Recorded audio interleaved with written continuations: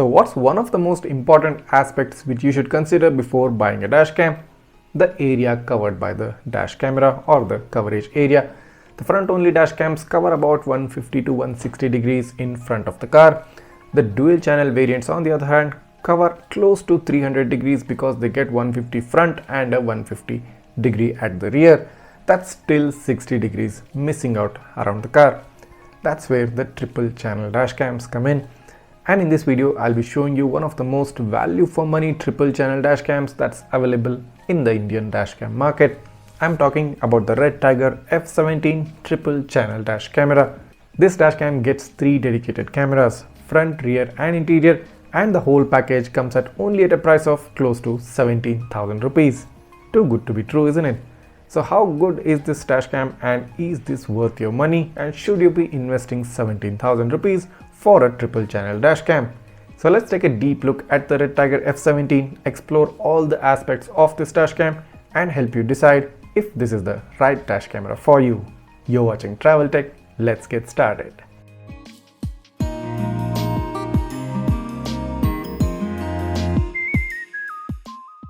So here's the box pack of the REDTIGER F17. Let's do a quick unboxing and take a look at what you get inside the box. So as soon as you open up the box, you find the camera straight away. A very fine looking, premium looking, I should say a very formal and a professional looking camera. So at front you do get a REDTIGER logo, you have the lens module with the sticker covering, you have this windshield mount adapter with connecting pins as well. And on top you get the micro SD card slot, the reverse camera slot and a Type-C power port. On the back you get the interior camera with 4 dedicated infrared lights, and you also get a IPS display. So they've given some instructions on the display as well, you can take a look at those once you buy the camera. On the bottom you get some more buttons such as power button, menu button, left and right button and a OK button. There's nothing else on the sides of the camera. The lens module is pretty much fixed, it does not rotate or go up and down. You also find some ventilation holes at the bottom and even at the top of the camera. So you have this windshield mount with a sticker covering on top, which also doubles up as a GPS mount. So they've given the specific naming for the GPS, and these are the 4 connecting pins which plug in onto the windshield mount of the camera. So all you need to do to connect the mount and the camera is just slide in the mount and plug it in like this. It's as simple as that.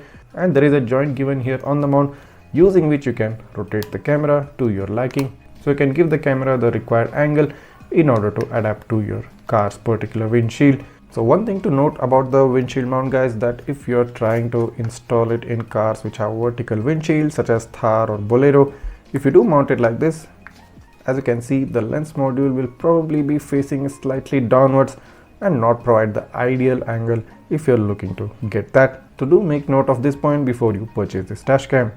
And also do note, guys, that the interior camera is rotatable slightly. It does go up and down a bit. It doesn't move left and right. It does go about slightly on the upper and the lower side. So here's the power cable for the camera, with which you get a pre-attached 12-volt socket adapter which has a single USB port. You get a Type-C port with a L-shaped connector. Following that, you have the rear camera along with its rear camera power cable. You have this connector pre-attached. Of course, you can remove this and attach it later on once you have installed it in the car, but you do get it pre-attached within the box. So you have this regular 1080p rear camera with a windshield mount. The rear camera is rotatable 360 degrees and it also has a LED at one side. The other side of the USB power cable has a connector which plugs in into the front camera. Following this, you have a wiring installation tool which has a flat end and a broad end at one side and a thinner end at the other. Then you also get some clips which can help you in the installation of the dashcam wire. You also get an additional sticker for the front camera within the box. Then at the bottom of the box you do find a quick start guide for the F17, wherein it gives you all the initial details which you need to know in order to set up the camera and also get the app connection. After the quick start guide, you get a detailed user manual. So someone who is doing this installation for the first time and who wants to get to know all the technical details of the dashcam, you can go through this user manual and this will be very helpful. Then you get 2 stickers within the box, and lastly you get a card from REDTIGER which gives you the details of its website, Instagram and the email ID. So these are things which you get inside the box: a quick start guide, a user manual and a support card. along with the electrostatic stickers, the rear camera along with its power cable, the front camera with its windshield mount. You also get a wiring tool. You get the front camera power cable with a pre-attached 12-volt socket, which also gets a dedicated USB port. And lastly, you get a spare sticker for the front camera.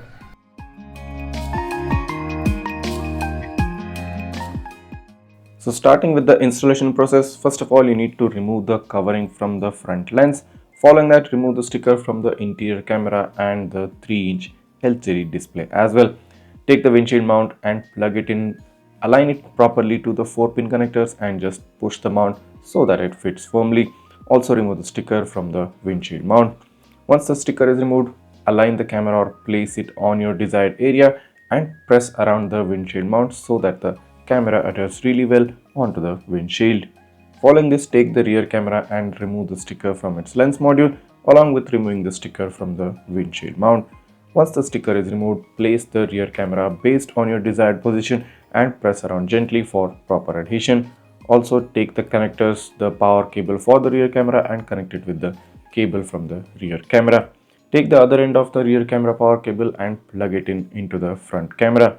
Now notice one thing. I missed pressing the camera cable completely inside and this caused a problem later. I'll show you that in a while now. Take the main USB power cable, the type C port cable and plug it in within the front camera. Take the other end which has a pre-attached 12-volt adapter wired into it and plug it into the 12-volt socket of your car. Following this, turn on the engine of the car and that should get the dash cam up and running and it should throw up the Redtiger logo on the screen. So as soon as the dash cam starts up, it's going to ask you to format the memory card. You can go ahead and use the controls on the display and format the memory card before using the dash cam for the first time. So notice one thing, the camera is missing the rear camera view and that's because I haven't pressed in the rear camera cable completely, and once I do that, the rear camera image pops up on the screen and now I'm able to switch between the different views using the buttons on the display. So you can easily switch between the different views based on your convenience.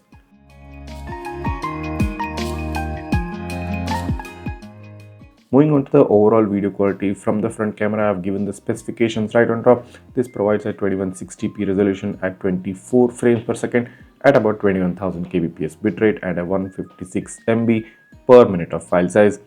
The overall video quality is very decent. I mean, this was in overcast conditions, cloudy conditions, and the situations weren't really bright outside. The camera is still able to give out a good picture quality. I mean, this is more than enough for any kind of evidence you might require from your dash cam, and the daytime video quality from the front camera is really worth considering. Moving on to the nighttime video quality from the front camera, this too is offering a very similar and a balanced experience, just like how we did during daytime. The brightness, contrast and saturation levels don't seem too overtoned and undertoned, and is offering a decent footage, a good quality footage which you can definitely use as evidence for any legal cases or insurance cases. The field of view of this camera is also sufficient enough to cover a wide area in front of the car, giving you most of the coverage.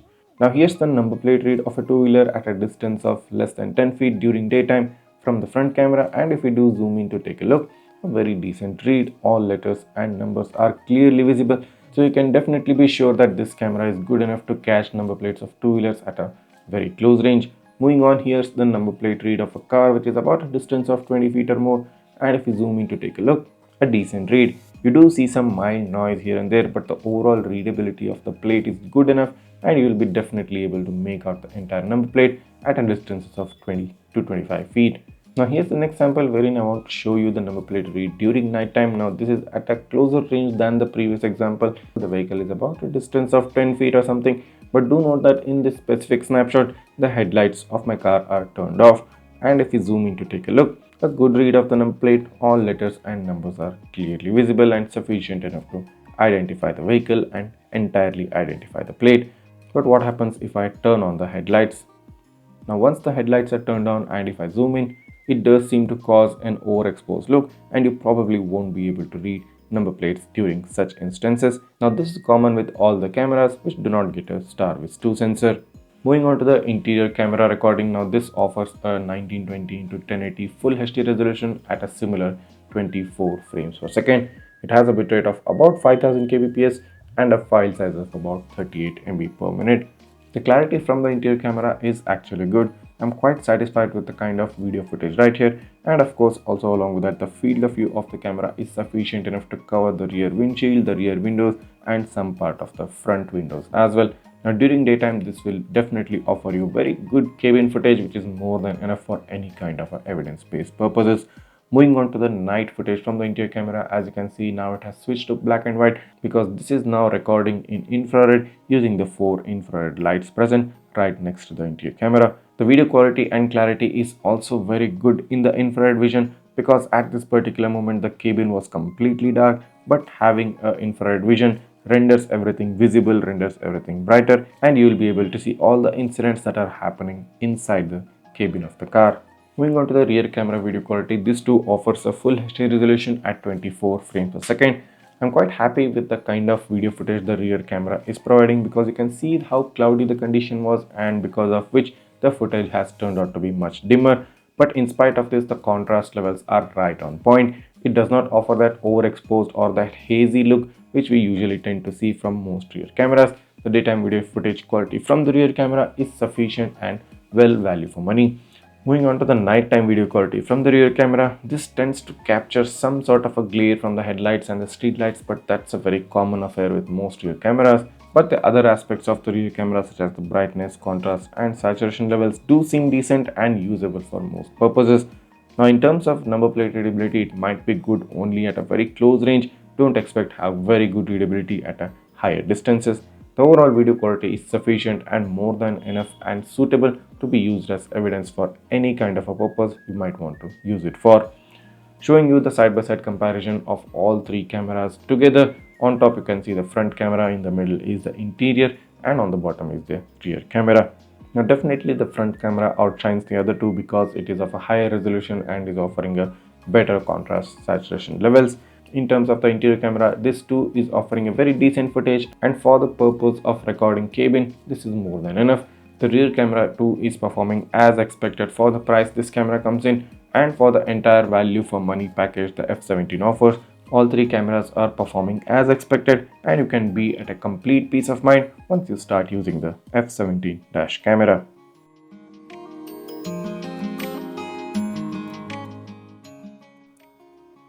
Alright, so here's the Redtiger app page on the Google Play Store. Find it, install it on your smartphone and open up the app. So once the app is opened up, you will get an option to add camera. So just click on that. Make sure you have enabled the Bluetooth and the GPS on your smartphone. So following this, you will get a page showing you the proper installation diagram. You can just click on the next here. Following that, click on the connect Wi-Fi button. So it will start searching for your Dashcam Wi-Fi once you head into the Wi-Fi settings.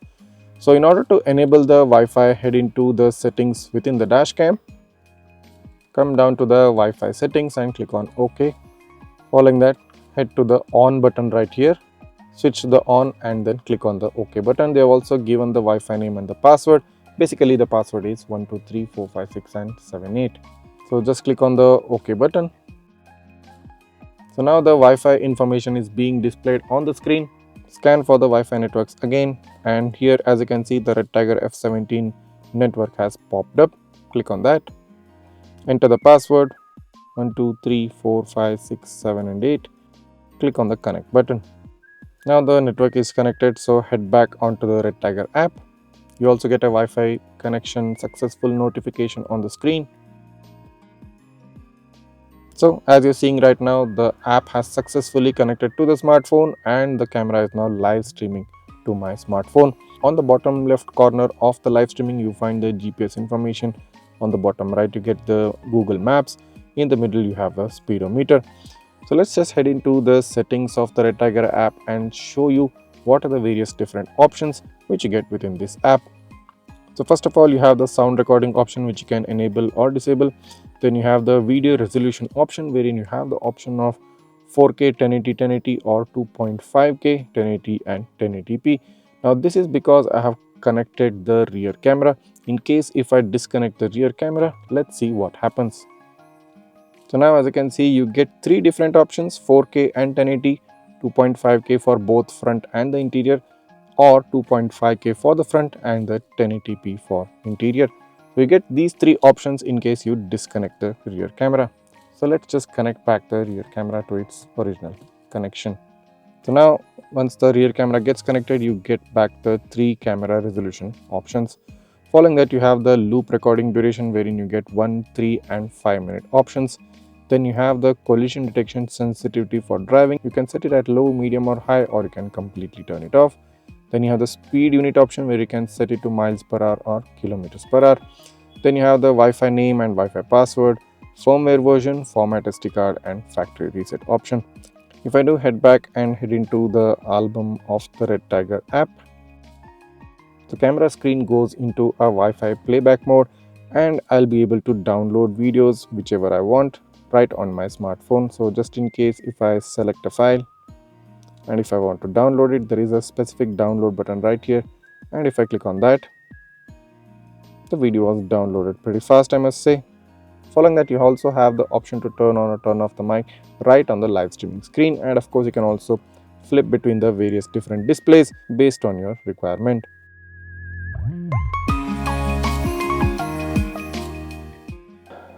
So as soon as you start up the dash cam, you get this particular screen wherein some details are provided such as your date and time. Right here on the right bottom corner, there are some other logos are also provided which you can take a look at using the user manual of the dash cam. At the bottom, you have certain options such as photo snapshot, settings, emergency lock, playback and switch camera button. If we do head into the settings of the dash cam, you get this minimalistic modern menu with a red and black combination for the colors, and I really like this.